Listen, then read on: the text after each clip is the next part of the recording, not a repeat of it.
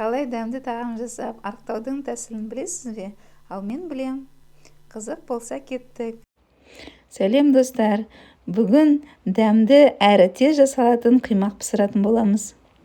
Бізге ол үшін 2 жұмыртқа, 50 грамм күріш ұны, 100 грамм ірімшік 5%, және де қант алмастырушы 2 грамм, просфит, 80 грамм айран 1%, жарты май қасық қопсытқыш керек болады.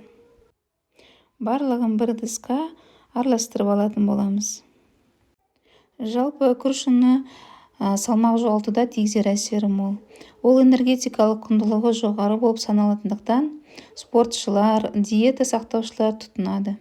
Себебі күріш ұны 80% крахмалдан тұрады. Ағзаның қант және май тұтыну қажеттілігін азайтады. Құрамында глютен жоқ. Жалпы бұл тағам бір адамға есептеп жасалған. Менің видеом ұнаған болса, лайк басып, каналыма тіркеліп, комментарий қалдыруларыңызды сұраймын. Бұл мені шабыттандырады және басқа видеолар шығуына себепші болады. Барлығын осылай жақсылап араластырып аламыз.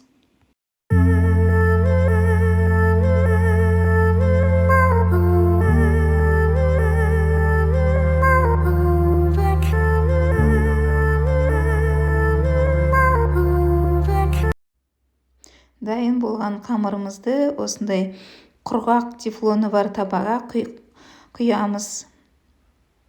Екі жағын сәл қызартамыз құймақтарымыздың.